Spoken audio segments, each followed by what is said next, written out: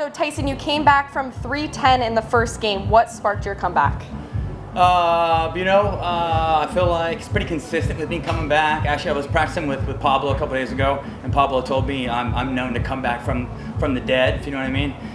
I think that never say never type mentality, just being tough, treating the score like it's always 0-0, puts me in a position where I can climb back in matches like that. So we know Fed and Pablo are best friends. Did Pablo give you any insight that we don't know about? Pablo definitely gave me zero insight. I think Federico is definitely a tougher matchup for me than Connor and most.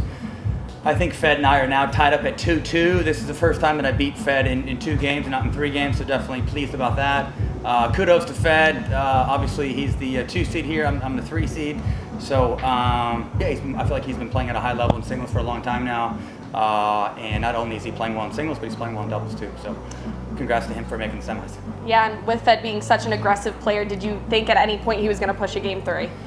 Yeah, once he started missing some returns early on in game 2, I kind of felt like it was in my back pocket. I just kept my positive energy at my wife. Usually that's something that I need to have in my corner. I can definitely get a little down on myself and get a little too negative at times. So my main focus for the last couple months has been like positive reinforcement towards my little box or towards my wife or towards Craig, and just let them know that like I'm not being a psycho out there and I'm keeping my head on straight. But yeah, I thought once he started missing some returns, allowed me to kind of play free. I felt like I had some more options to work with, and I was able to close the match out and play pretty well.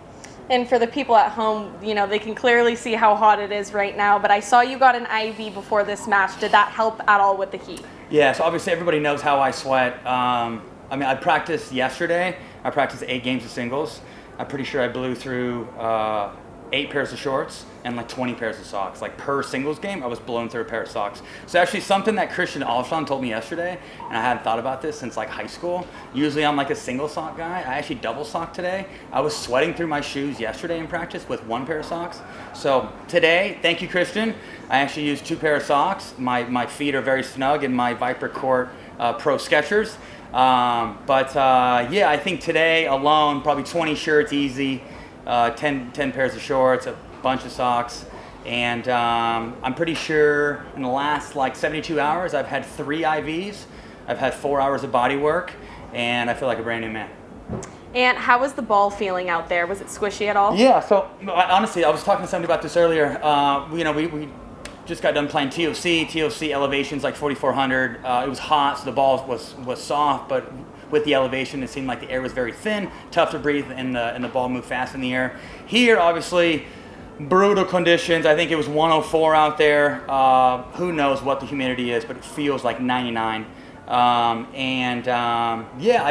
honestly think like the ball was pretty soft off my paddle, but I made sure to weight my paddle up like an extra ounce today, just so I can get some more power. Knowing my game in singles, I like to get good depth in the serve, good depth on the return, and then find forehands. So with today being so humid, honestly, I went like 10-4, 10-5 with my paddle weight. Usually I'm like, 9-7, 9-8. So yes, it was a little softer out there, but I felt like I was still getting plenty of power. I don't know if I was the only one that weighted my paddle up. But anytime I come East Coast, it's hot and humid, and the ball's moving like molasses, I always tend to go a little heavier. And how familiar are you with sports betting culture? What will it do for the sport of pickleball? Yeah, not too familiar at all. Honestly, I watch a lot of UFC. There's a lot of UFC fans that love to bet and all that. Honestly, I have 0 time in life. I got my kids, love watching fights, love watching sports, but that's definitely not me. So I think it's great for the sport. I think it's going to bring in some money. I just hope that players use it the right way and keep their fingers out of it, keep their families out of it, and I hope that it just betters the sport, betters the industry, and allows the players to maybe reap some benefits.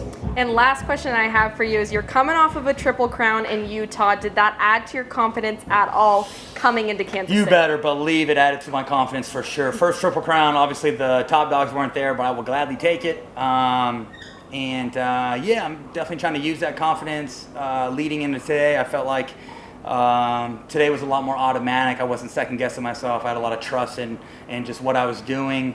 And even if things weren't going my way, I just reminded myself of how much of a savage I was this last Saturday and how I played 3 medal matches and played lights out. And so I'm just trying to talked to my therapist yesterday, and our big thing is like finding our flow state. And I feel like when I can find my flow state, I can be the entertainer out there. I can have some fun with the crowd, but I don't take myself too serious. I can look positive at my box.